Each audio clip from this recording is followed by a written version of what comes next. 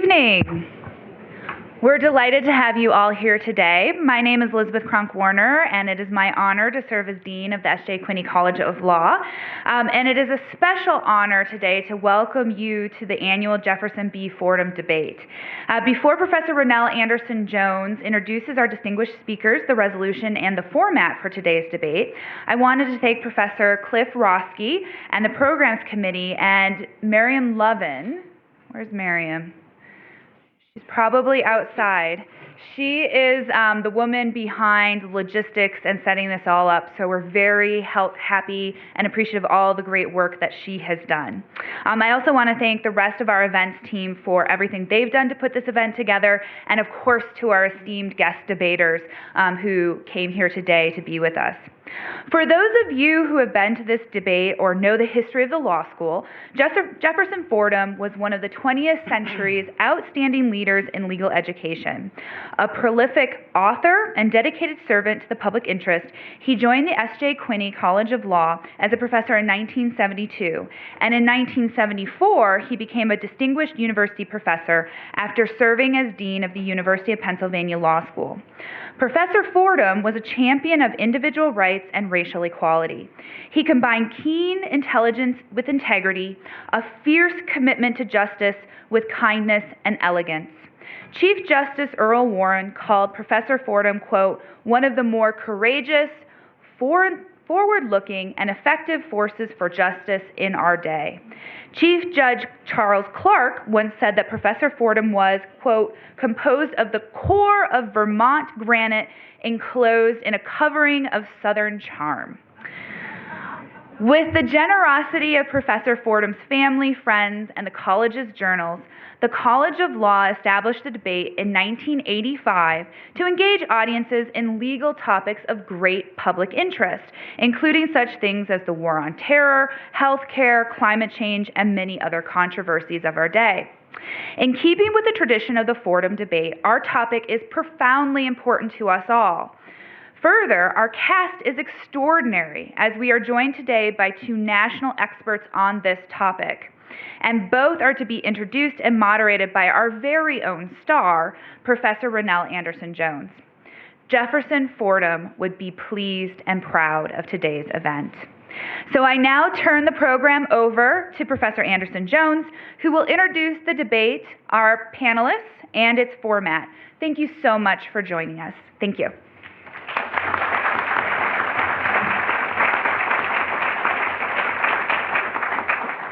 Okay, thanks so much, Dean Kronk-Warner. To say that I am delighted to be hosting our two debaters for the evening and to have all of you here for the conversation on this topic would be a pretty staggering understatement. I think the topic for the evening could not be more timely or important, and we are more fortunate than you can know to have two of the nation's brightest Second Amendment stars here to discuss that topic's complicated contours. A bit of background for those of you who are maybe immersed in the policy contours of the debate, but not the constitutional ones. In 2008, in a case called District of Columbia versus Heller, the United States Supreme Court held that the Second Amendment protects an individual's right to have a handgun at home for self-defense. And 2 years later, in a case called McDonald versus City of Chicago, the justices made clear that this right also applies against state and local governments. And those cases also approved of some longstanding prohibitions on gun possession, like laws prohibiting the possession of firearms by felons and the mentally ill, laws forbidding the carrying of firearms in sensitive places like schools and government buildings, and laws imposing conditions and qualifications on the commercial sale of arms. But those opinions from the Supreme Court did not come anywhere close to precisely defining either the scope of the Second Amendment right or the boundaries of permissible firearm regulation. And since then, the U.S. Supreme Court has basically gone silent. It has repeatedly declined to say anything more about how far states and cities can go in restricting our gun rights, despite a lot of question marks in the jurisprudence about this and a lot of different kinds of gun control measures that don't really fit this at-home self-defense pattern, many of which have been challenged at various lower courts. But the Supreme Court has now, at least for the moment, agreed to weigh in on a case from New York City. The gun control challenge in this latest case came from the New York State Pistol and Rifle Association and a group of gun owners who live within the city. The law that they're challenging, that they're saying is unconstitutional under the Second Amendment, is a citywide ban on transferring guns anywhere outside the city limits. So this ban meant that you couldn't take even licensed unloaded guns, even with the gun and the ammo locked up separately, anywhere outside the city limits, including to your weekend home or your second home or to a shooting range or a target range for practice. The challengers call that draconian, and they say that the Second Amendment ought to be read to give people the freedom to do these sorts of things, or more specifically, that the Second Amendment prohibits government from banning these sorts of things. They lost at the lower courts, which upheld these restrictions. Now, we don't actually know for sure that the Supreme Court is going to move ahead with hearing this case at all. This is because the city and the state of New York this summer, after the court agreed to hear the case, changed their firearm rules. They said, no, now we actually guess we will allow licensed gun owners to transport their guns to second homes and to shooting ranges outside New York City. In constitutional terms, the argument here is that the case might be moot. The people who are suing already got the result that they wanted through some other means, so the contention is it isn't proper for the court to spend its time on it. This produced what our debaters would probably agree is a very funny situation in which the most ardent gun rights advocates in New York City and New York State and the country were fighting against the repeal of this very onerous gun control regulation because they wanted the case to stay alive for the court to be able to decide it and make bolder statements about the Second Amendment. So while we don't know whether we will actually get a new Second Amendment case from the court this term, or whether that case would provide all of the clarity that we seek, even if it does move ahead, what we do know is that judges and lawmakers and scholars across the country continue to debate these questions, with some suggesting that the jurisprudential and historical and real-world arguments here favor an exclusively home-based self-defense right from the Second Amendment, while others argue that the scope can't be limited in that way, either as a constitutional matter or as a practical matter. And from all of this emerges our resolution for tonight's debaters. Be it resolved that the Second Amendment right to keep and bear arms should be limited to the home. Now, I'll note for our audience that our speakers tonight wrote the resolution themselves. There's sometimes confusion on this point, or some sense that we, the public university and host of the debate, are institutionally taking one of the positions or the position asserted in the resolution. But in fact, this is just an agreed upon starting point for a neutrally structured academic debate of the debaters' choosing. Professor Miller will argue in the affirmative and Professor Moxery in the negative. Let me introduce you more formally to our two debaters who will help us tussle with these tensions this evening, and then I'll give you all a sense of the format before we dive in. Darrell A.H. Miller is the Melvin G. Shim Professor of Law at Duke University School of Law and is the faculty co-director at the Duke Center for Firearms Law.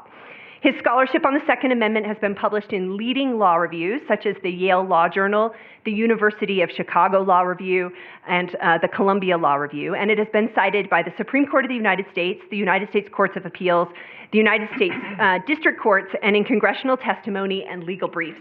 He's the co-author of a book called The Positive Second Amendment, Rights, Regulation, and the Future of Heller, which was published last year by Cambridge University Press.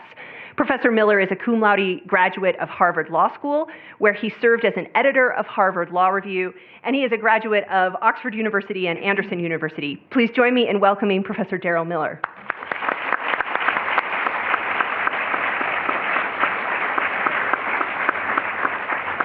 To my immediate left is our second debater, Professor George Moxery.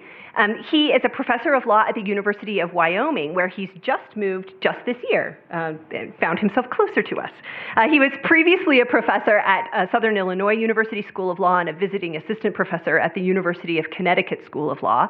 He entered academia after practicing law at Cravath, Swaine & Moore in New York and clerking on the U.S. Court of Appeals for the 10th Circuit. Professor Moxery holds a J.D. from Fordham Law School, where he graduated first in his class and summa cum laude, and served as notes and articles editor of the Fordham Law Review, and was the recipient of the Fordham Law Alumni Association Medal in Constitutional Law. Professor Moxery is a co-author of a book called Firearms Law and the Second Amendment, Regulation, Rights, and Policy. It's the first ever law school casebook on this topic of the Second Amendment. He's also published in George Washington Law Review, George Mason Law Review, Fordham Law Review, and other journals, and had his work cited by the Supreme Court of the United States. Welcome, Professor Moxery.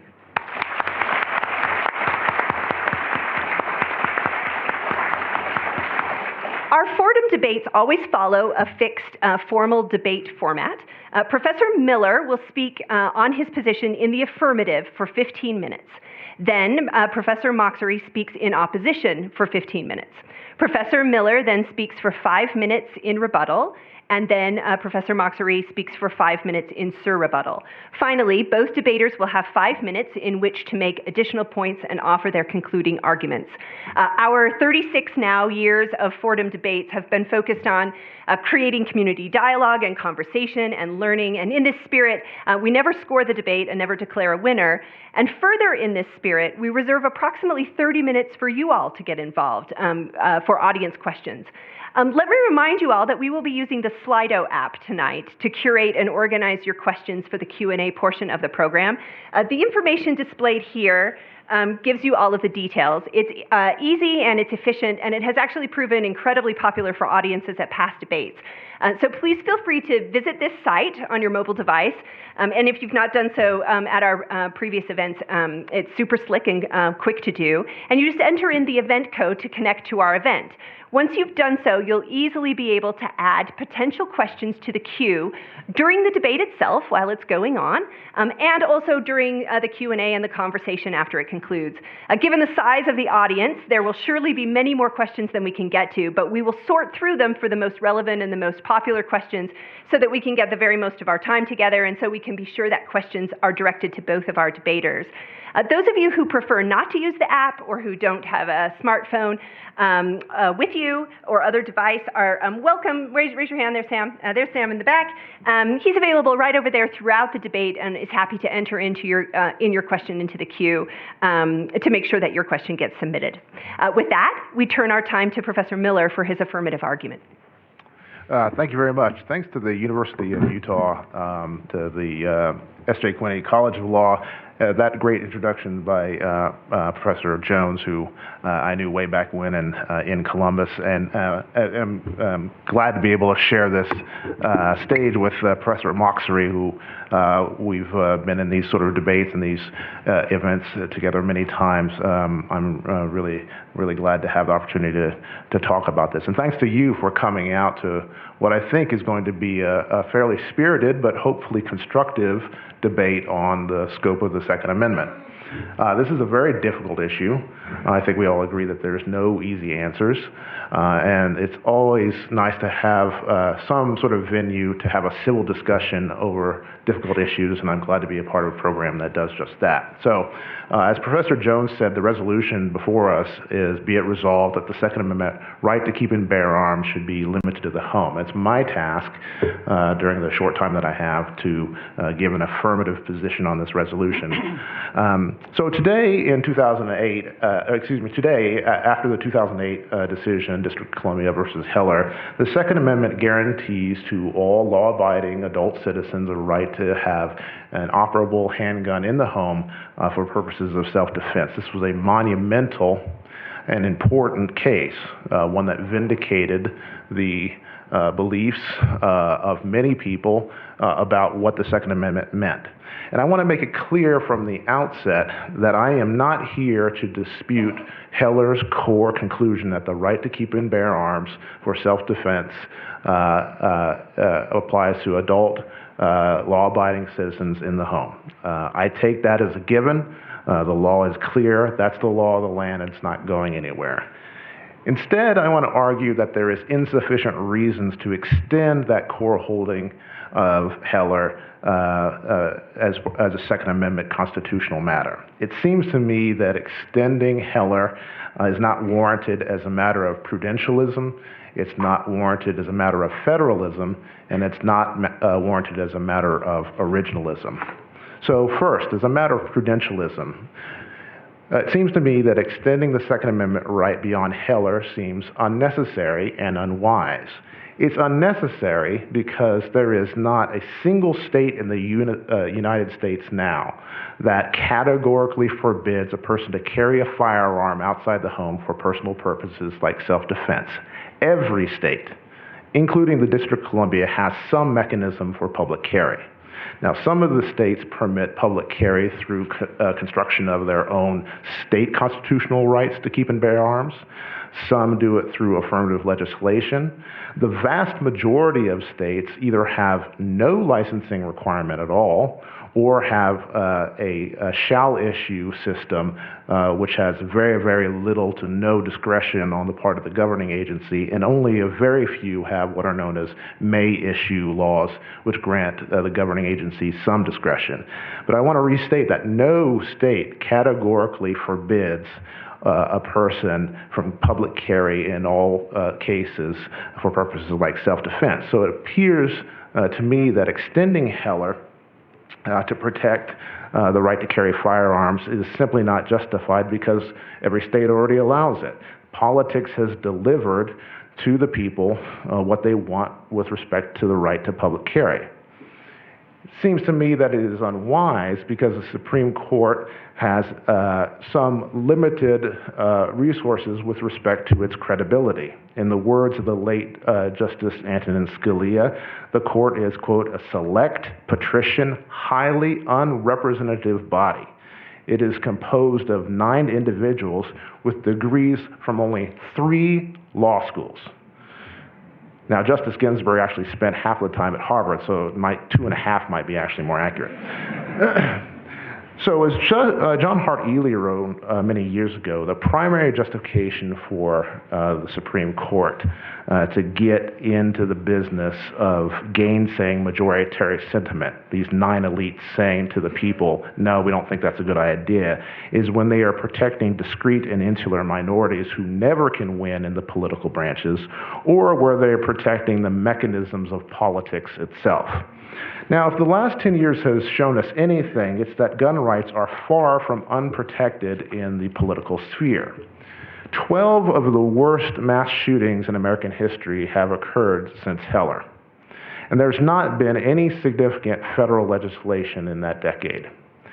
97% of Americans support universal background checks. That is an astonishing level of support. I can't think of anything else that gains that much polling support. And yet there's still no universal background checks. Nothing comparable to what we saw in New Zealand has occurred, where in response to the mass shooting in Christchurch, the New Zealand legislature passed broad prohibitions on most semi-automatic firearms. In fact, according to a recent 2019 National Bureau of Economic Research working paper, more often the reaction to mass shootings has been to pass laws that tend to loosen, not to restrict firearm rights. So if we think that the court is there to guard against emotion-driven, knee-jerk overreaction by the political branches, it seems to me that there is very little evidence of such overreaction. Indeed, the reaction seems to be taken as a whole to make it easier to carry firearms than to make it more difficult. Now, this doesn't seem to me the scenario where the Supreme Court needs to step in. Second, it seems to me that extending Heller beyond the home is not warranted by federalism. So federalism is the wisdom of our founding fathers that ensures that power isn't concentrated in one level of government. We have not only the national government, but we have 50 other different sovereigns. Those are the states. Federalism is also the wisdom that these 50 states will be able to, in the words of Justice Louis Brandeis, act as a, quote, laboratory of democracy. It also allows each state to decide for itself what its policies and preference about firearms are going to be. Currently, the different firearms laws in the United States, with some states requiring licensing, some requiring training for public carry, some requiring neither, for example, reflect the local gun politics and gun cultures of those communities.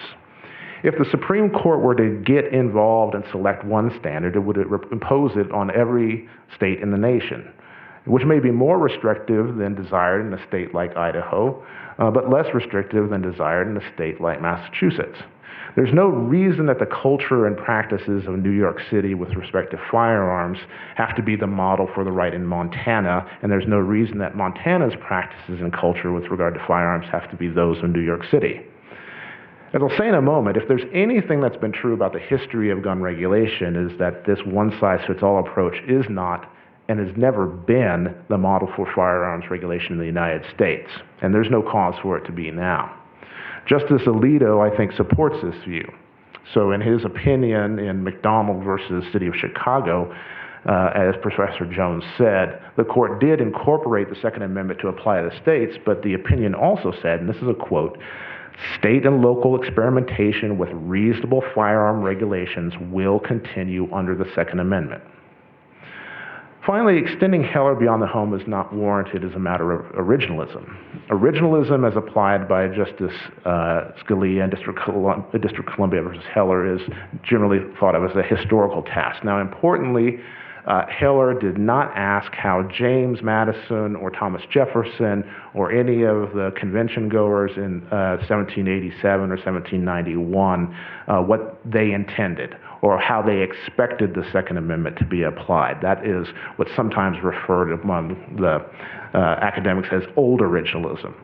Justice Scalia applied what's sometimes known as new originalism. This is called original public meaning originalism, and it asks a simple question. How would a common speaker of the English language in 1791, which is the date the Second Amendment was ratified, typically understand the word bear arms? This is a linguistic exercise, and it is falsifiable. So Brigham Young University has amassed billions of words and hundreds of thousands of documents from the 1790s, and luminaries like Utah's own Justice Thomas Lee have advocated for a kind of data-driven originalism that tries to figure out what the words of the Constitution meant to the people that heard them in 1791. And with respect to the words bear arms, researchers have just done just that. They've concluded that bear arms in 1791 was overwhelmingly used in a collective military sense.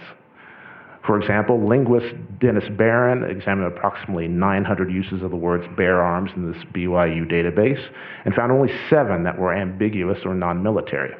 Linguist Neil Goldfarb had concurred in that result, doing his own research in the BYU database. Professor Alison LaCroix with linguist John Merchant searched another data set of Google Books. They searched for the term bear arms in books spanning from the date 1760 to 1795. And of the 181 texts that came up positive, just over 67% of those used the term in a collective sense, and just over 18% used in an individual sense, with the balance being either undeterminable or having to do with heraldry. In other words, it seems apparent from the modern big data searches that the ordinary meaning to an ordinary speaker of English in 1791 of the term bear arms was not to mean carry arms for personal protection. It meant carry arms as part of a collective or military organization. Now, one thing to be absolutely clear, this does not mean that Heller should be overturned or can't be defended on other grounds. In fact, I and my colleague Joseph Blocher, who wrote the book that Professor Jones had talked about, are on the record of saying that we don't see any legal grounds to overturn Heller on the basis of stare decisis. But what it does mean is that we can't read bear arms to mean carry arms, because that's not what the generation who gave us the Second Amendment understood themselves to be writing. And if that's the case, it seems unwarranted as a matter of original meaning of the original text to extend Heller. This is especially true since the history, as I said, of Anglo-American regulation shows marked variation from state to state and even within states. Justice Scalia, in his concurrence in McDonald, said we know the scope of the right to keep and bear arms by how long-standing they are, how historical they are. And the history of firearms regulation shows great divergence over time and from state to state. The history of licensing firearms is, for example, very, very old. Just as the Second Amendment says there's a pre-existing right from English ancestors, as Heller calls it, there's lots of evidence of pre-existing regulations from our English ancestors as well. The Statute of Northampton in 1328 forbade terrorizing the people by going to, quote, ride armed by day night or by day, in fairs, markets, nor in the presence of the justices or other ministers, nor in no part elsewhere. Richard II, in 1383, imposed a licensing system for persons who wanted to ride armed, as did Henry VIII in 1534. Some of these regulations, like the Statute of Northampton, were adopted virtually verbatim in the colonies, including in states like North Carolina. In the 19th century, places like Oklahoma, for example, forbade all persons except some law enforcement officials from carrying pistols on the person. In Tombstone, Arizona, they had a similar regulation requiring all guns to be deposited with law enforcement at the city limits unless one obtained a license. Some jurisdictions forbade firearms from being concealed. Some jurisdictions, like Missouri, Oklahoma, and Texas, forbade people from bringing arms into places where people congregate, or into theaters, or into places of public education.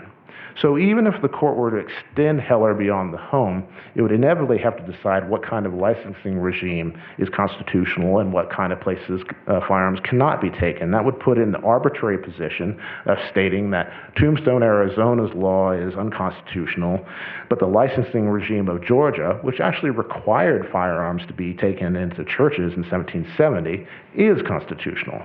There's nothing in the original understanding of the Second Amendment's terms, bear arms, that require these 9 justices to choose one jurisdiction's rule and impose it on every other jurisdiction. And indeed, the only constant about the right to keep and bear arms is that there has been a right to keep and bear arms in the home for self-defense. That is the common denominator of all the history. And for that reason, nothing about originalism, either with respect to the history of the meaning bear arms, nor with respect to the history of regulation, calls for an extension of Heller's core holding. To summarize, it appears that extending Heller beyond the home is not warranted by prudentialism, by federalism, or by originalism. And taking them in reverse order, recent linguistic research does not support the view that bear arms just means carry weapons. So the original understanding of the term bear arms doesn't mandate an extension of Heller. In addition, there's a long history of regulating carrying of firearms, especially in congested areas like cities.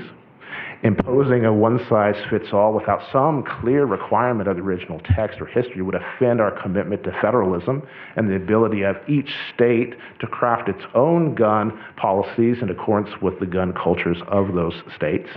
And finally, it seems imprudent for the court to extend Heller because every state already has some mechanism for public carry, either through a shall issue or may issue license regime, or in some states, no licensing at all. Gun violence in America is a difficult question, no doubt about it, without easy solutions. And the real question is, who do we want to be taking on difficult questions without easy solution? 9 lifetime tenured individuals from 3 law schools, or the people themselves? Thanks.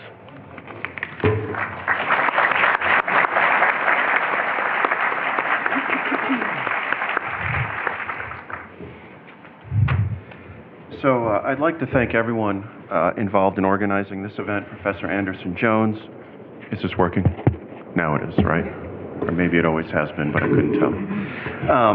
Dean Cronk Warner, the faculty. I know there was a committee who put together and picked this important topic.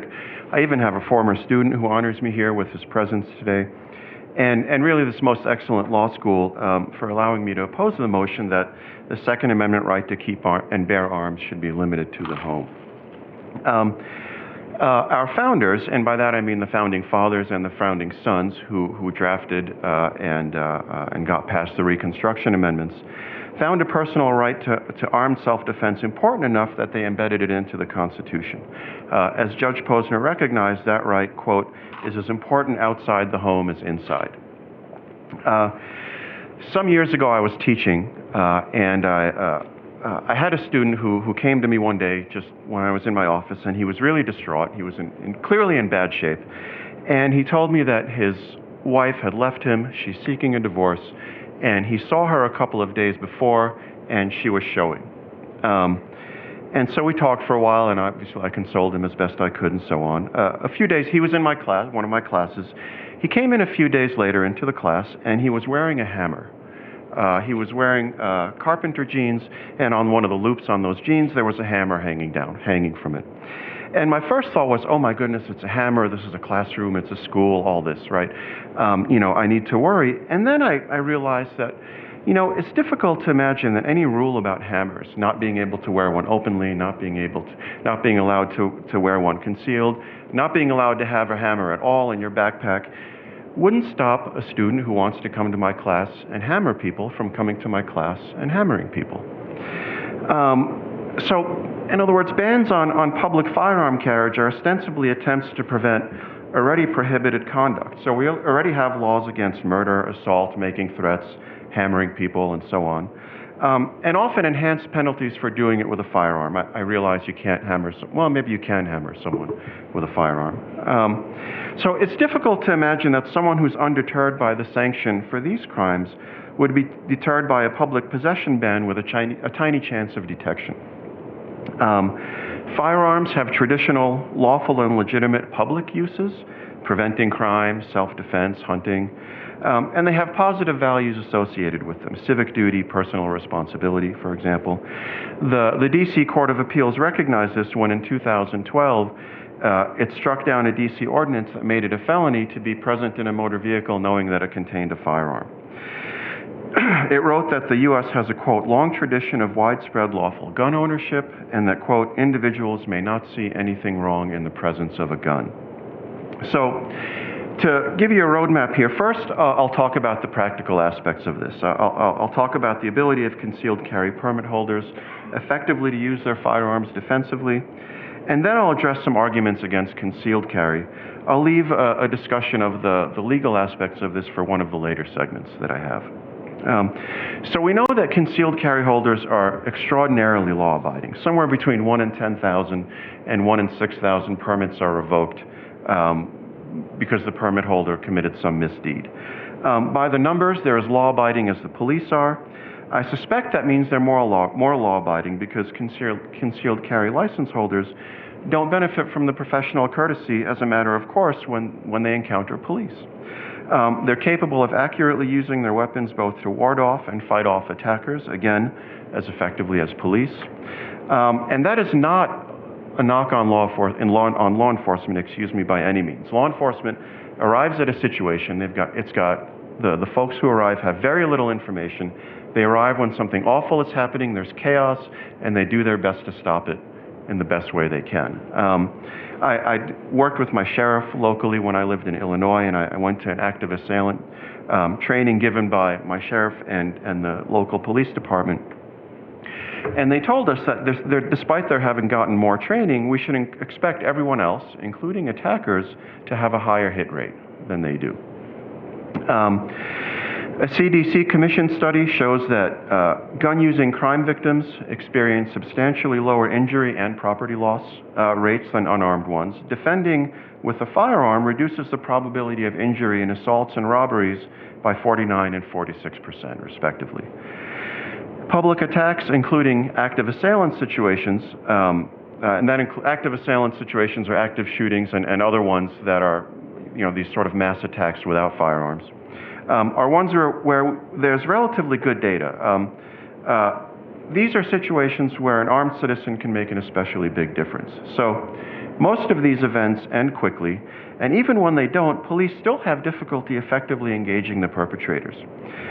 Per a 2013 FBI report on active shooter, active assailant events, quoting now, in 63 incidents where the duration of the incident could be ascertained, 44, or 70%, of 63 incidents ended in 5 minutes or less, with 23, or 37%, ending in 2 minutes or less. Even when law enforcement was present or able to respond within minutes, civilians often had to make life and death decisions, and therefore should be engaged in training and discussions on decisions they may face. As expected, therefore, many incidents ended before the police arrived.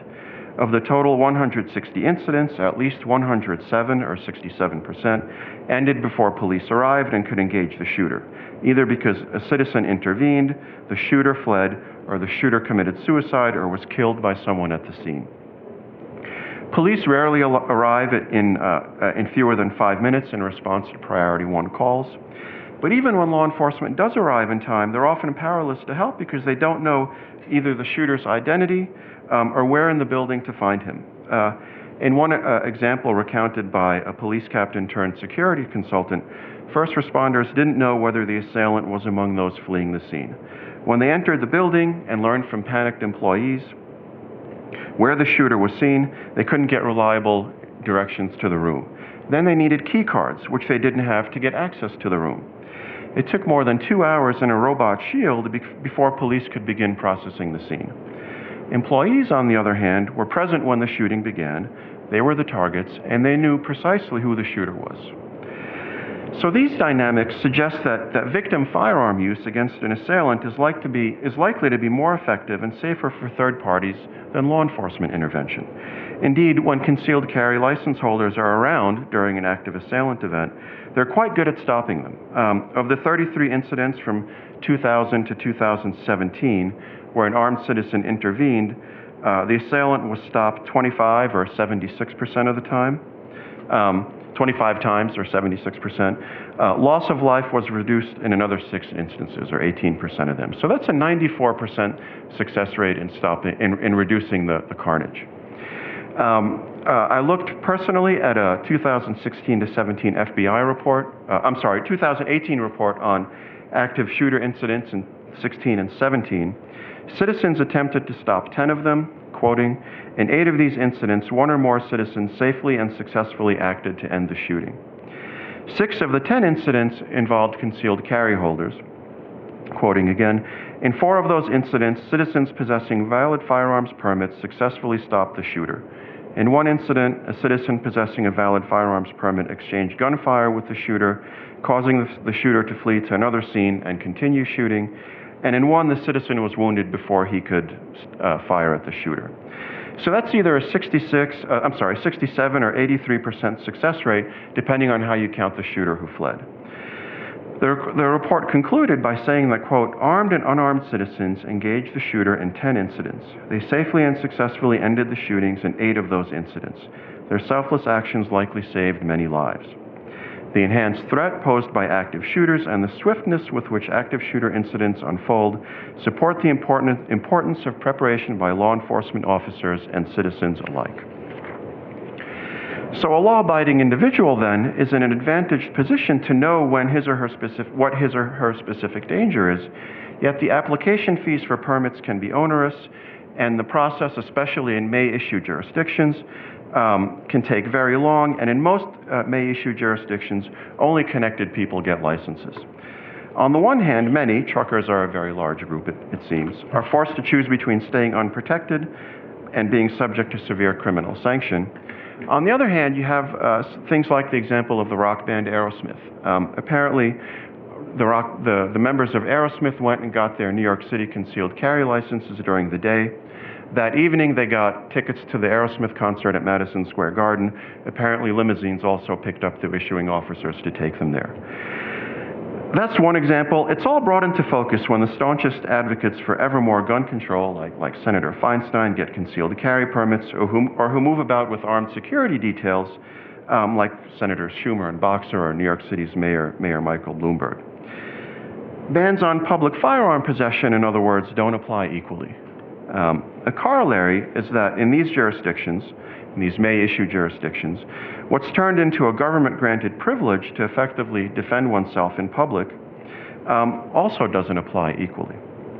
Another effect of these regimes is that they tend to turn into criminals peaceable citizens who choose to defend themselves, but whom the state has no reason to have on its radar. And in this country, both classical liberals and progressives argued correctly that it's never okay to punish the innocent and the blameless. But what we have in this area is an odd combination of widespread favoritism coupled with collective guilt and collective punishment. And that is neither liberal nor progressive.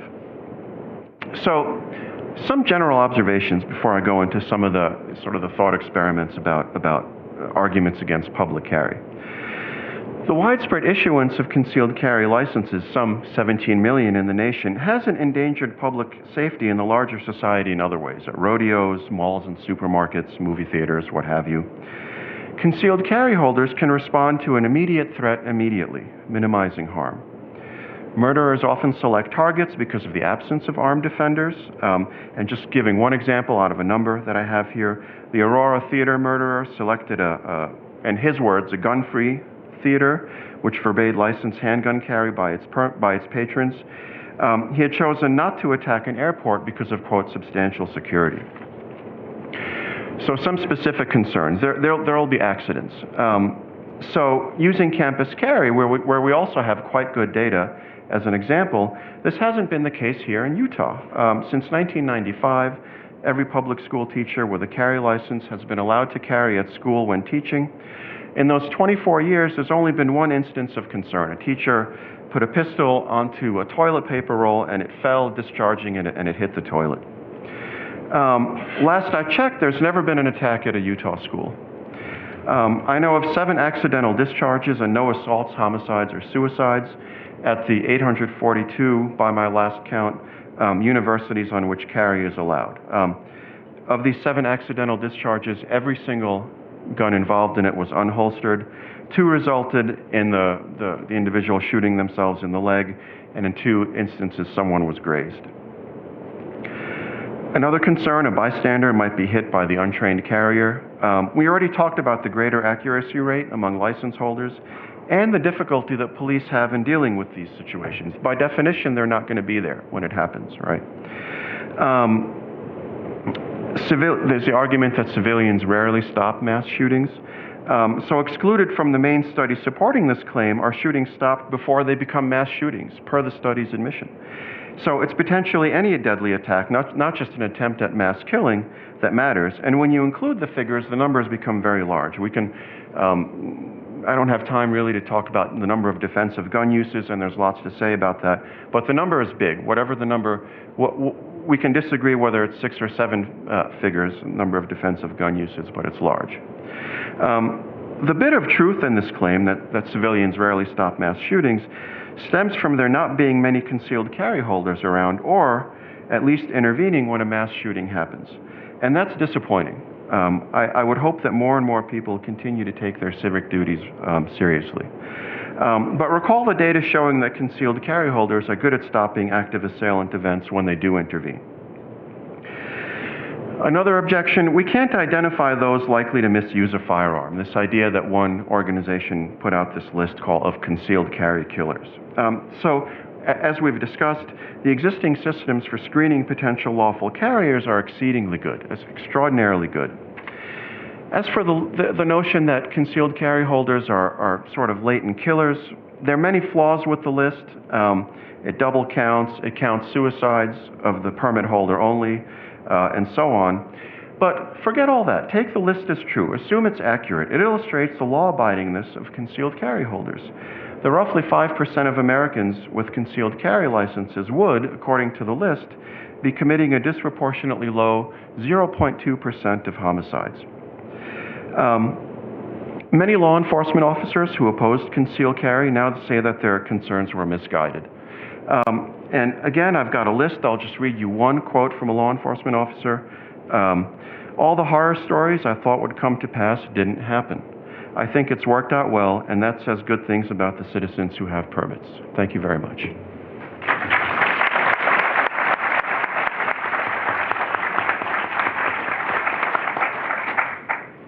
We have 5 minutes of rebuttal. All right. So, I mean, George is, I noticed, by the way, he's got everything footnoted. I don't have everything footnoted, so he's well prepared. But I want to at least frame this by saying that everything that George has said is absolutely great as a set of policy arguments. It's great as a set of arguments to make to a legislator that, look, you got to know that concealed carry holders are going to be able to stop mass shootings.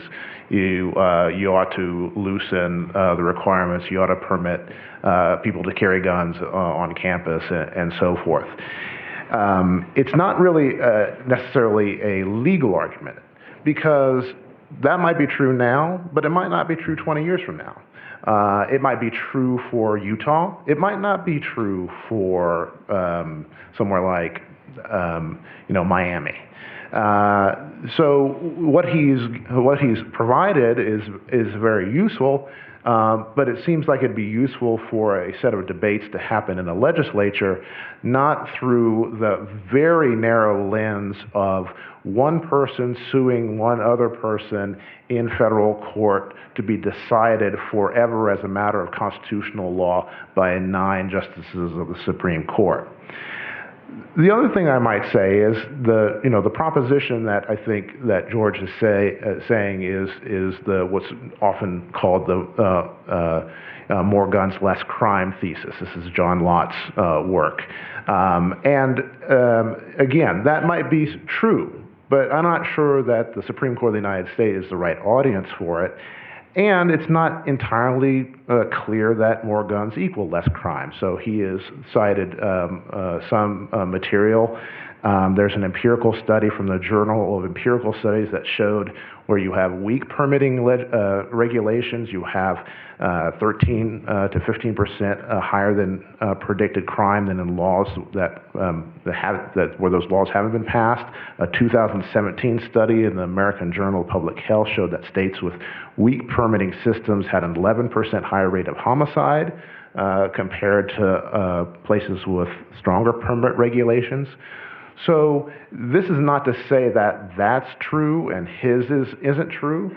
I don't have the empirical chops to be able to analyze that. It's more to say that it isn't actually clear to me that the evidence is so one-sided that this needs to be iced into the Constitution forever and always by 9 justices of the Supreme Court.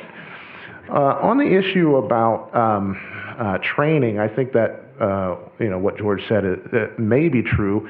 It's hard for me to intuitively reconcile this with those states that don't require any training to get a concealed carry permit. Maybe there are just people that want to conceal carry are interested in it anyway and become really good natural shots. I just don't know. It just seems counterintuitive that you would have that kind of precision even from people that aren't trained to shoot their guns, much less shoot them under an environment of stress as when they need to protect other people.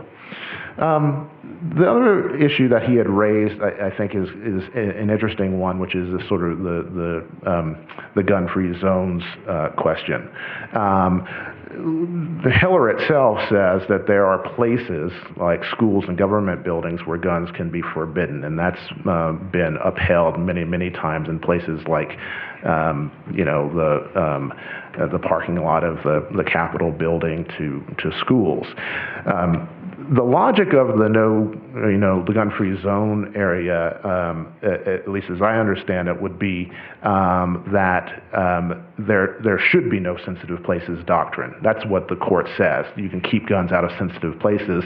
And the logic of that would be that, no, actually you need guns everywhere. But if that's the case, then it's really hard to sort of reconcile that with our existing set of policies. You might be aware, for example, that the President of the United States, when delivering a speech to the National Rifle Association, had designated the theater where he was delivering the speech a gun-free zone. Okay, I understand that. It seems to make sense, but I think every argument that George has made about why you might need guns in a gun-free zone would apply, when you're around the president as much as if you're in some other kind of sensitive place. So I think the upshot of the point is that he's made very, very good arguments. Might all be true, but I think the right audience for that argument are people like the legislatures in Utah or the legislatures in North Carolina, not the Supreme Court of the United States. So the first thing I'll say is that perhaps that's right, but it's not only all three branches, I think, are responsible for making sure that we have a robust constitutional enforcement. And as we are on a first-name basis, by the way. As Darrell pointed out, the gun rights movement in this country, historically, relatively speaking, has done pretty well for itself, right? In most states, basically anywhere from between the sort of New York, New Jersey, Maryland line all the way to California, you can carry a firearm if you have the right carry a handgun if you have the right set of permits. But these arguments, the arguments that I've made so far, and I'll get to the legal ones momentarily, I think are important exactly for those reasons, because legislatures are involved in this as well. On the point of why can't we carry a gun in the White House or in a room where the president is? Well, I think and this notion of a gun-free zone or a sensitive place, according to Heller, I think the government's behavior can typically demonstrate the true importance of the alleged government interest. Just passing a statute that says someplace is a gun-free zone does nothing to deter a criminal from coming in and doing what he or she wants. By contrast, when the hall in which the president is speaking or a courthouse is protected by metal detectors and guards, the government shows the seriousness of the government's belief that the situation or the place is sensitive.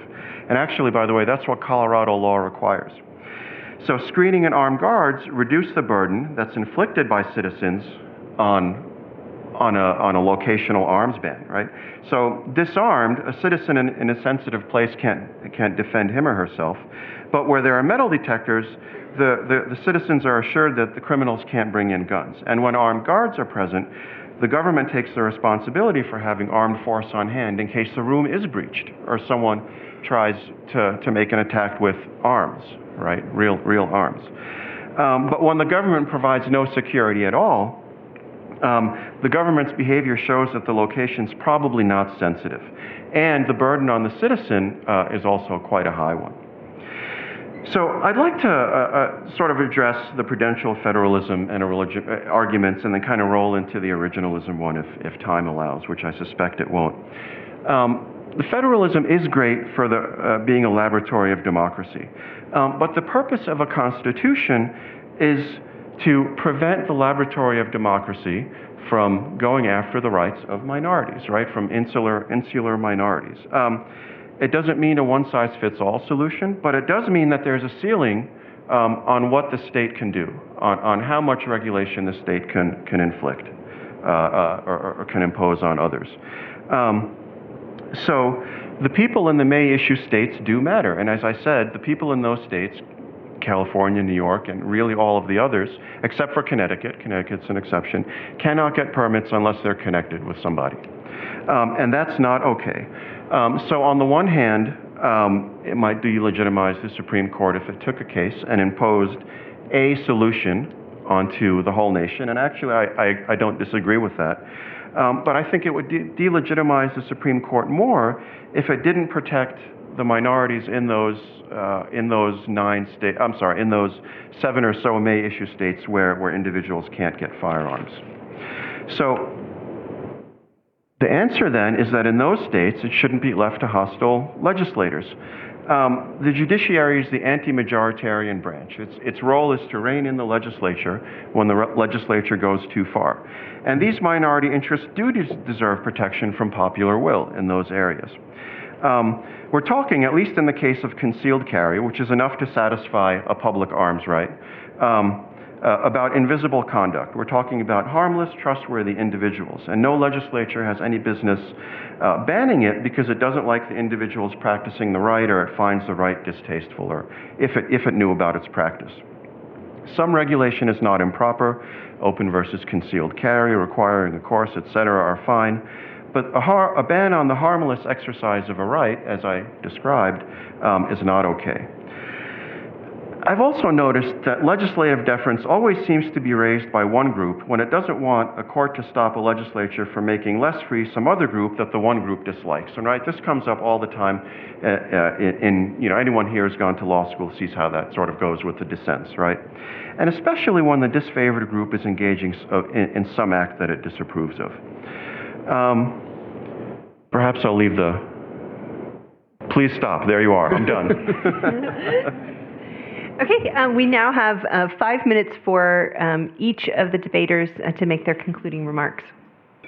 All right, so as I understand from Professor Jones, this becomes kind of wild and woolly at the end. So, Part of this will be a reaction to his commentary, and part of it will be what I have prepared here as a summary. So, the one issue about sort of minority interest, discrete and insular minorities, typically that doctrine is about something that is, in some case, immutable. One's gender, right? One's race. The exercise of some kind of right or the ability to do right in a certain types of way is not usually thought of as being immutable. And he mentioned the sort of minority interest, he called it a minority interest in New York, but I think that might prove too much. I can imagine a scenario in which somebody says, the only way I can effectively defend myself is with a short-barreled shotgun, or by setting landmines around my house because I am a convalescent and I can't do anything to protect myself otherwise. I think we're in agreement that those kinds of weapons could still be banned. That there wouldn't be a Second Amendment right, even if that's the most effective way for one person to actually protect themselves would be to ring their home with landmines. And if that's the case, then we're really just talking about the sort of trade-offs that, he's got it at a different point than I do. The other thing I want to say about the sensitive place doctrine, which is really important, is I'm not sure that a sensitive place is only sensitive because it provides security. There might be other reasons. A Quaker meeting might be a sensitive place not because of the fact that it has security, but because the people therein really don't want to be affiliated with firearms or guns or pacifists. So in summary, I have a confession. And the confession is that the position that I'm defending in this debate is not novel to me. In fact, at one time, it was mainstream thought in the gun rights community. So in 1983, the late Don Cates, who I think George and maybe many in this room would sort of recognize as the dean of the gun rights movement, said this in a Michigan Law Review, quote, "Largely as a result of gun owner organizations' own legislative proposals, the law of every state but Vermont prohibit at least the carrying of a concealed handgun off one's own premises. A common proposal already in the law in many jurisdictions is to prohibit even the open carrying of handguns or all firearms, with limited exceptions for target shooting and the like, without a permit. The constitutionality of such legislation under the Second Amendment can be established on the same basis as the unconstitutionality of a ban on possession." Now, Cates did later repudiate this position for reasons I don't know, but I think he was too quick to relent.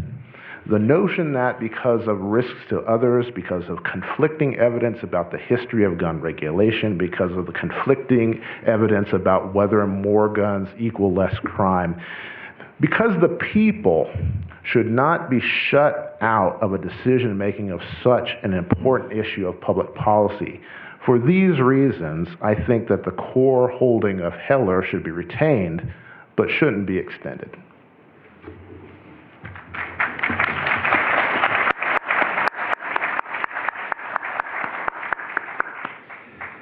So I'd like to touch on the originalist point for just a moment. And I think the bear arms point is one that needs to be looked at in context, and we can disagree about what the founding fathers thought about the meaning of bear arms. Even in that context, I think, I wrote an article that looked at how much each side of this debate had to explain away based on the text of the Second Amendment. I think we agree it's a horribly written amendment. The first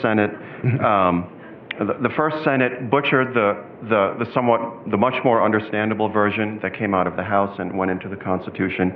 It did the same thing to the Judiciary Act of 1789. It just liked doing that, apparently.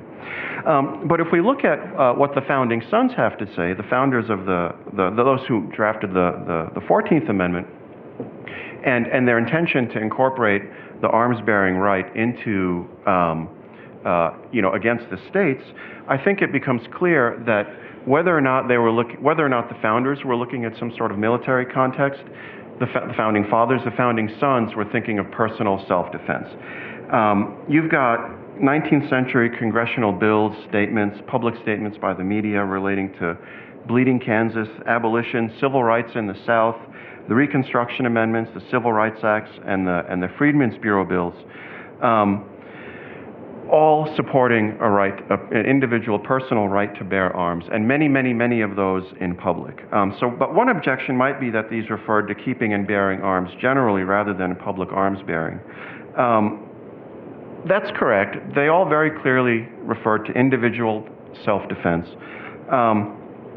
And a number did refer to public arms bearing. And remember, this is at a time when it's even harder than today not to leave your home.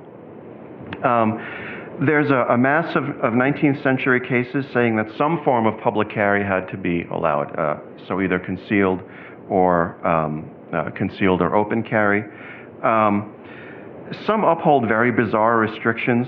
A great many of them had racist origins. Some, but not all, judges at the time were more than happy to uphold them. Some tried to restrain the Southern culture of honor that was thought to have led to a lot of homicide. But so what, you might ask, right? Current attempts at restrictions on public carry aren't racist. And isn't it good to prevent honor killings?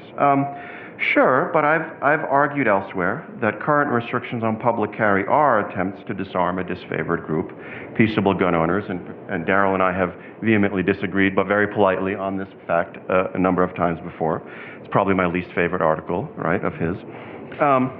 Gun owners and concealed carry holders in particular are regularly villainized by today's elites as uncivilized at best or murderous at worst people who are so anathema to what our culture should look like in their minds that they shouldn't be allowed to arm themselves. One journalist made a FOIA request for New York City's list of handgun owners, made their names public, and then called them a word I'm not going to repeat here. It's a part of the human anatomy, right? Vulgar term for it. As for preventing killings in the streets, we've sort of already talked about that. I would like to add that being armed is more than an act of self-defense. It's an acceptance of a civic duty and a responsibility, which, again, I think many elites in this country have abandoned. The Supreme Court, agreeing with the D.C. Circuit, essentially recognized this in a case called Staples versus United States. The defendant there was charged with possessing an AR-15 rifle that doubled. That means there was a defect in the gun, and when you pulled the trigger, sometimes more than one bullet came out. That made it a machine gun, and essentially illegal under federal law.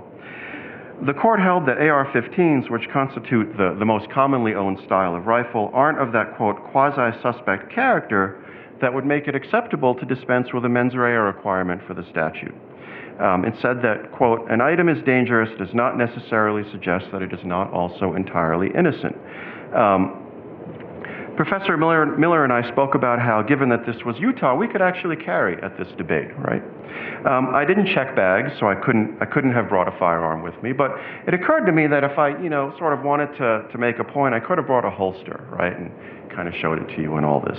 I won't tell you whether I did or didn't, and it shouldn't matter to you.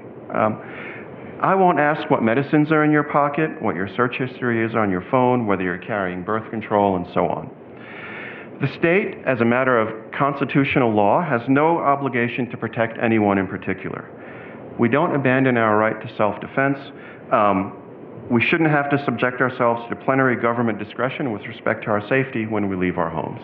Thank you very much.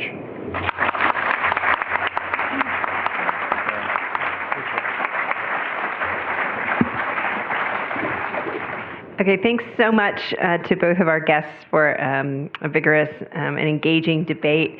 And we have a really engaging and engaged audience as well.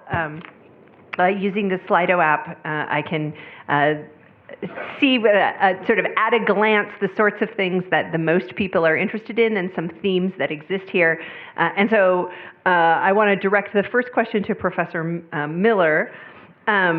A number of folks have submitted a variety of questions that focus on the use of the Second Amendment and the Second Amendment right as a mechanism for protecting ourselves from the government, and would like you to address that. I'm going to read one that got voted up by a lot of folks. Many people believe that the Second Amendment was included so that we could protect ourselves from an all-powerful government. Wouldn't some of the examples cited in tonight's debate of all-powerful British monarchs creating gun rules help make that a valid point?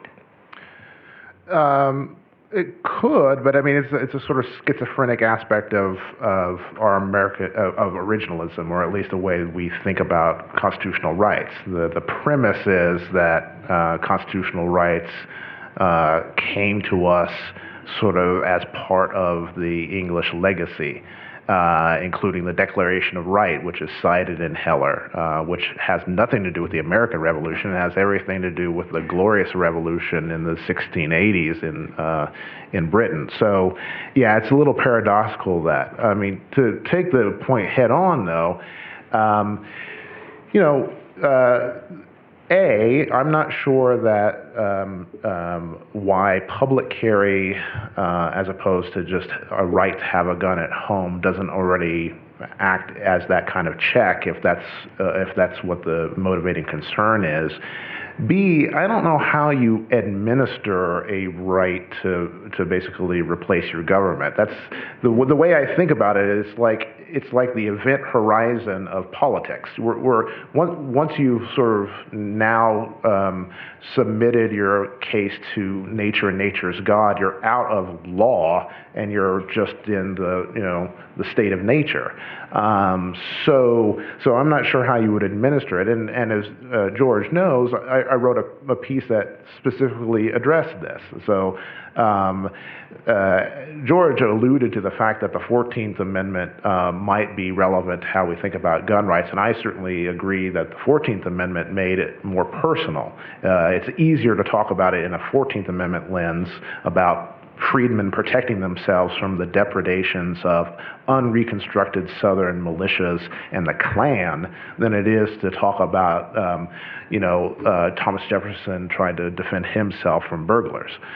Now, the irony, of course, is that's the state law enforcement apparatus. So what does that mean? Does that really mean that if you think that the police officer is abusing your rights, you have a right to actually pull the gun on the police officer?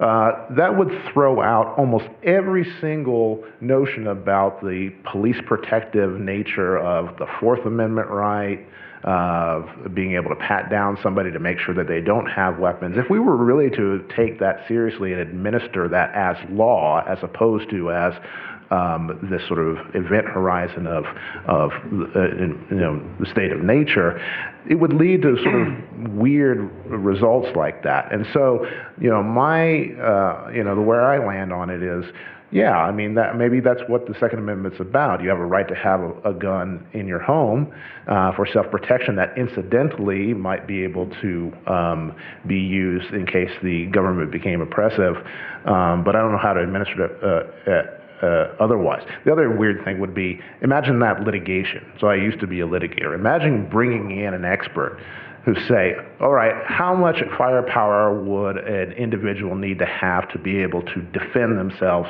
from the federal government's military? You could do it. It would be a really, really weird kind of situation.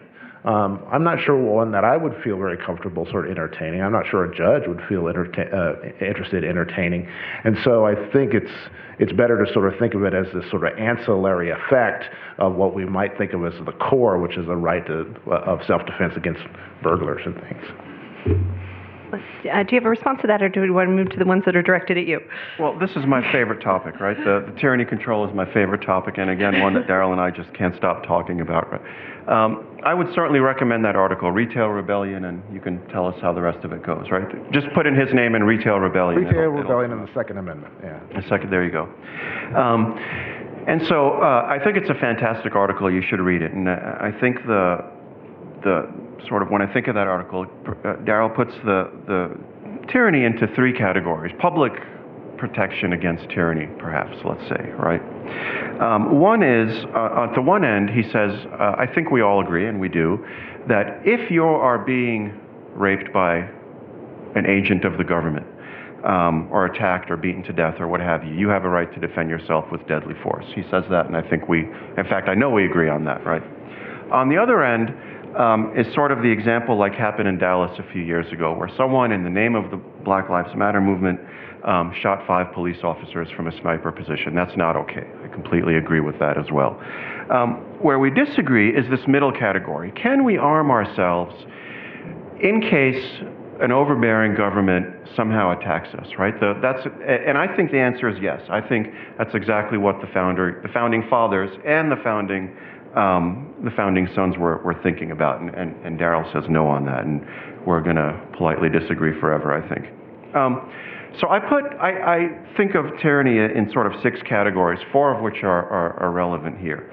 Federal tyranny against the states, federal tyranny against individuals, state tyranny against individuals, and sort of individual on individual tyranny. And by that, really, I mean the kind of thing that you saw after the Civil War, where armed gangs, the KKK, groups like that, would attack freedmen, and the state governments would do nothing about it.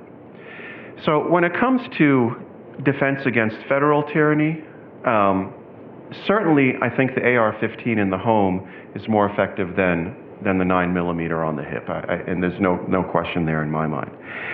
I do think that in the latter 2 categories, though, right, the armed mob attacking an individual, could be a gang even that works, attacking an individual, and repeatedly doing this in a neighborhood when law enforcement can't or won't do anything about it. The 9mm is more effective if it's there with you than your AR-15 at home. And it gets kind of fuzzy, right, when it comes to state actors versus individuals. And it can fall into either of the sort of federal-ish category or this individual category. I think we'll leave it at that. Okay, we have a pair of questions that have both been voted up to the top that I think are directed primarily at you, but that we'll give Darrell a chance to reply to after you've spoken to them. The questioner wants to know, how did we get to a place where the right to bear arms as written in the 18th century included protecting 21st century assault weapons?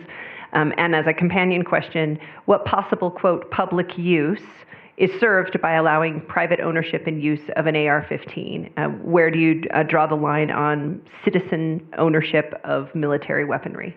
Yeah. So first I'll note this isn't a question of public exercise of the Second Amendment right. In theory, I believe Ohio is one of the states where, because of the way the statute is written, you can strap an AR-15 on your back and walk around. Generally speaking, that's not the case in the states. So it's not really a question of public carry. But, in the spirit of answering the question, the purpose of especially the 18th century version of the Second Amendment is to allow the population to be armed in a way similar to the way the federal government is armed, right? So in a way that's enough to allow an armed population to resist an overbearing federal government. So typically the reply to that is, well, federal government has tanks and planes and nuclear weapons and all this sort of thing, and there's nothing you can do about it. But that answer, it just sort of doesn't consider that the way the AR-15s in millions of homes around the country, tens of millions probably, deters tyranny is not that everyone's going to come out and fight the federal government, but that it imposes so much cost on the federal government that it stops becoming worthwhile for the federal government to fight a war, right? Other nations might come in and help. Canada might help. Canada, I don't know where I came up with Canada, right? But think of the French and Indian War, right? We got help from the French, for example, and from Indians, right? While individual Americans resisted the British. So the idea is to provide small arms, and the Second Amendment, I have argued before in public, protect small arms sufficient to fight a federal government. So, you might say, well, AR-15s are, military weapons. Actually, they're not. They're semi-automatic. They're not fully automatic like the M16 is. But it's enough to fight off an armed force coming at you, right? It's sort of the quintessential self-defense and tyranny defense weapon. It lets you deliver aimed shots downrange on an individual basis. If you're working in groups, maybe fully automatic weapons might work better for you. But as I said, I've worked a great deal with my local sheriff, and I'm comfortable knowing that my sheriff has fully automatic weapons because I think he truly represents the people. And if it comes to needing group defense against federal tyranny, then I think my sheriff's department is who I would rely on. So I don't feel like I need a fully automatic weapon to defend myself against federal tyranny. Professor Miller, do you have thoughts on that? No, I'll just refer to the other thing, which you could prove it. It's a weird exercise, right? I mean, you bring in military experts and say, how long could the American populace maintain a guerrilla war against a determined federal government armed with, drones with Hellfire missiles and all that kind of stuff? You could do that. It's a peculiar exercise, and I just don't know if it's sort of worth the candle, especially since it creates other kinds of difficulties. As to the issue about like the right, well, Heller says, we don't interpret the Constitution, we don't interpret the First Amendment to say you only get parchment and quills, and therefore we don't interpret the Second Amendment to say you only get muskets and black powder. But I think it's fair to say, though, that that acts on both sides of the ledger. So it also doesn't mean that only those kind of regulations that existed in 1791 are regulations that are permissible now. Why? Because the kinds of arms that we have are different. And so, my sense is if you're going to do it on the one side, say like more arms are actually protected under the Second Amendment because of technological change, well, you don't have to find an exact parallel, down to the actual, black powder specification in 1791 to say only those kinds of regulations in the modern era are constitutional. Here's a prime example. I think we would all agree that the interior of a jetliner is a sensitive place, that's probably not the place that we want just anybody having a loaded firearm in, right? But I'm not going to be able to find any airplanes in 1791. I may be able to find coaches and things. But, the fact that I can't find a coach in 1791 that looks like an airplane doesn't necessarily answer the question that therefore the prohibition on having a loaded handgun in an airplane in 2019 is unconstitutional. I have made a big list of textualist arguments that people want to ask the two of you about. Get a pen, because there are several. But I think they're well addressed together because they're all about various, we have 4 or 5 questions here. They're all about words that are contained in the Second Amendment that people would like you to collectively describe for us. One of them is, does the argument that Professor Miller made about the word bear, not extending beyond the home, render the word keep superfluous or redundant? How did common folk in 1791 understand the meaning of the phrase well-regulated, is their next question. If the militia is what the Second Amendment is about, could Heller be extended, I guess I'll leave the militia piece aside. Could Heller be extended by thinking broadly about what counts as a home, right? Could your home include your car or your boat or even your state or your country instead of a physical limit of your primary residence? So the meaning of the word bear, the meaning of the word well-regulated, and the meaning of the word home. Is that something that, who wants to take it first? You want to switch off? Yeah, switch off. That's right. Who went first last? Well, how about we start with home? Okay, go ahead. So I think the home one is an interesting one. And my first thought is, sure, it can be, right? If you live on a boat, that seems to me to be easy. Well, what if you live in a motorhome? Okay, that kind of works. It's a little harder. But I'm not overly worried about it because I think the common law is perfectly well suited to finding the answer to those sorts of questions. And we'll disagree at some point, right? Presumably we'd sort of move to a middle where we'd agree on most decisions, and then there's some set of decisions on which we would disagree. And maybe we're both okay with boat but not motorhome. Maybe we're both okay with motorhome but not, I don't know, a camping tent or something like that. Actually, there has been a case that said or at least one that said a tent is a home while someone's camping in it. I'll confess I'm not overly concerned with it. I think the common law is actually pretty well suited to figuring out the answer to that bit. I don't know how much. I was going to mention was it an Idaho case? I can't remember. I think it's an Idaho case. Somebody had a gun in a tent, and so they analogized to home. Well, I mean, that's the same kind of problem that's appeared in different versions about like when do you need when do you need a Fourth Amendment warrant? Is a person's motorhome their home?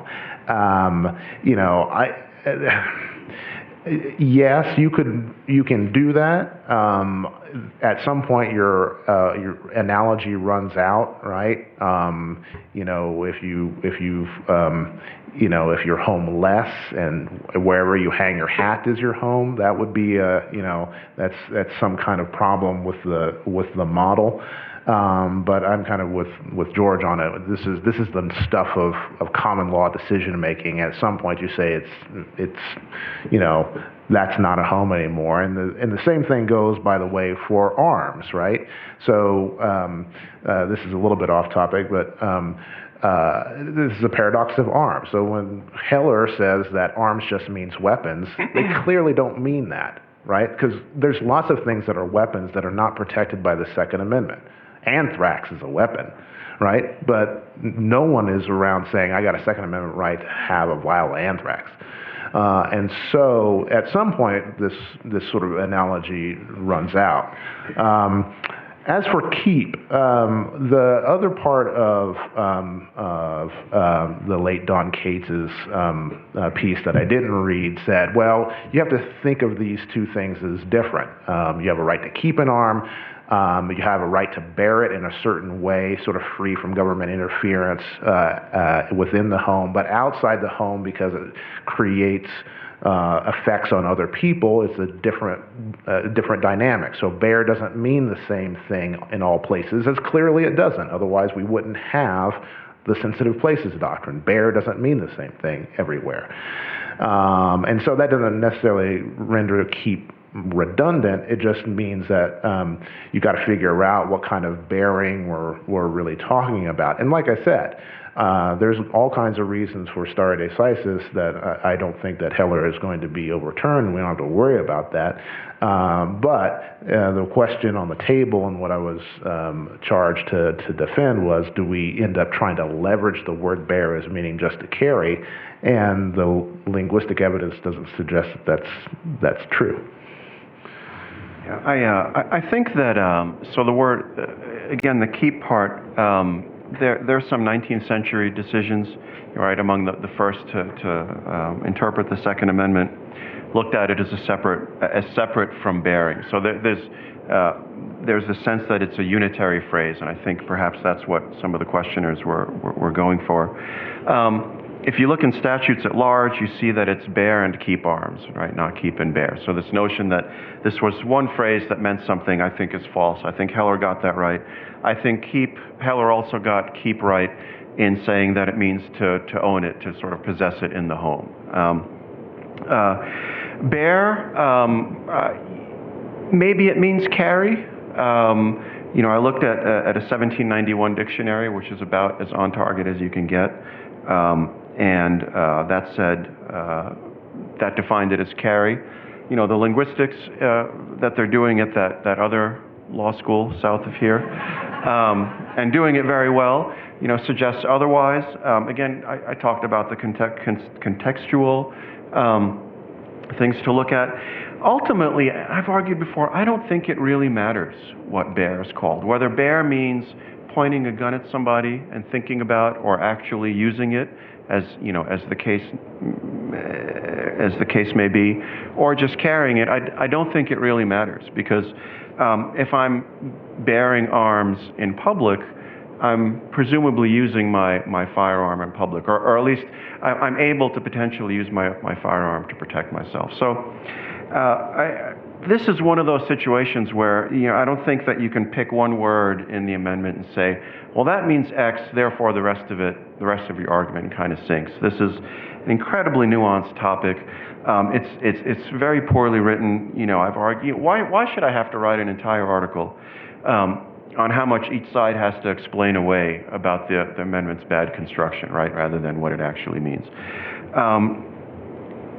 So, does Bear make keep superfluous? I don't think so. I think keep stands on its own pretty easily. Bear is open to some construction, but I think either construction works. Okay, I'm going to ask you the most popular question in the room. This question has been voted up with a thumbs up by almost 30 people in the room. I am from a small town, this questioner says, where law enforcement is at least 10 to 15 minutes away. Why should I be restricted from proficiency practice, aiding my neighbors, and defending myself and deterring criminal activity in public places? I suspect this question is directed to Professor Miller. So there was three things. Defend myself, what? Proficiency practice, aiding my neighbors, and defending myself. It's actually four things. Proficiency practice, aiding my neighbors, defending myself, and deterring criminal activity in public places. Okay. So that's a good question, and I'm actually thinking about a project right now about what kind of autonomy municipalities, as opposed to the state, have with regard to their gun rules. Maybe one answer will be found, in that project that I'm working on, which is about maybe the right level of decision making isn't at the state level, maybe it's at the local level. But putting that somewhat speculative and notation aside, well, first of all, Heller says you have a right to have a gun to protect yourself. There's something called the necessity exception. It's always been the necessity exception. So trespassing, for example, is unlawful, being on somebody else's property. But if I'm outrunning a bear to save my life, I get to do that. And you can't prosecute me for trespass if I say, look, the reason I trespassed on the lion is because I had to save myself. Or, the reason I trespassed on somebody else's land was to pull them out of the swimming pool because they were drowning. So the common law has all kinds of escape valves for ridiculous applications of rules. And so I think that the common law already sort of provides the kind of escape hatch that the writer was concerned about. There was another point that did I cover it all? I think you did. Okay. Proficiency practice covered. Yes. Getting proficient in order to do those other things. Right. This is in that gray area where I don't know if that's kind of implicit in having a right, like carrying it to and from the place that you purchased it or repair, and also maybe a right to carry it to somewhere to practice and carry it back. I don't know. It seems like there are what Glenn Reynolds sort of called the sort of penumbras of the Second Amendment. Maybe that would fall within it, but I just haven't thought enough about that point. Okay, we only have a couple of minutes remaining, but there are a number of questions that are from thoughtful folks in the audience who aren't asking specifically about the Second Amendment or specifically about the constitutional interpretation, but who are interested in your respective views on the harsh reality of mass shootings in this country. And could you each, in sort of a 2-minute version, tell us what you think is the best mechanism for preventing senseless mass killings with guns? Oh, goodness. So I've already talked about one, right? One mechanism. I think people Someone once recently that I heard criticized the NRA with the phrase that the NRA thinks that the only person who can stop a bad guy with a gun is a good guy with a gun, right?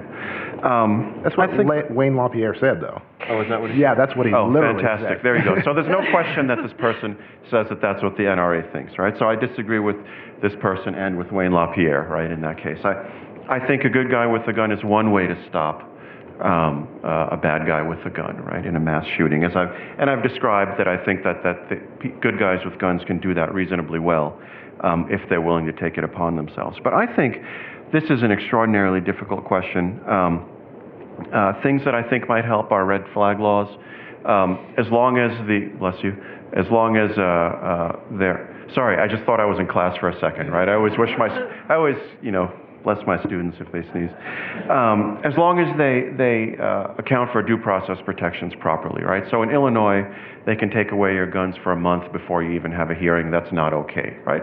But as long as due process is adequate, those are fine.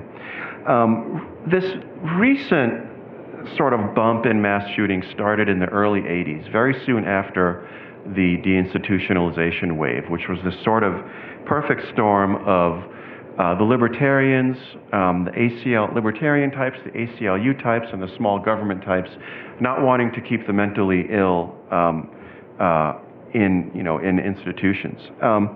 And so I think that problem is real. But one answer to that is, well, look, I can't just report somebody for saying something. Maybe I don't think they're going to go do anything. Only some small fraction of the mentally ill actually go shoot a place up. And look, my answer to that is don't do it because you think they're going to shoot a place up. Do it because you care about the mentally ill, right? Get help for this person because you care about the mentally ill. So I think it's like any problem, it's complex, and it's a combination of structural issues and sort of pragmatic on the scene issues. Professor Miller. So, it's an extremely salient issue because it's in the news. It strikes at what we usually think of as the fabric of our society. The fact that going to the Walmart or going to the theater or going anywhere that you can be a killing zone is really, really unnerving. Now, we should be very clear that it is a fairly rare event. It's fairly rare. That's empirically true. But it depends what your baseline is, right? A rare event that shouldn't be happening, right? Shouldn't be happening. And so even if we have, one a month, the base rate should be none. And so I think I agree with George in the sense that it's a multi-factor problem. And I don't know if our desire to look for one kind of solution is the way to do it. I do know that I think that the sense in which we, A, try to look for just one solution to the problem, and B, can't agree even on what those, incremental solutions should be, is not helping the situation at all. Please join me in thanking our debaters for a wonderful evening.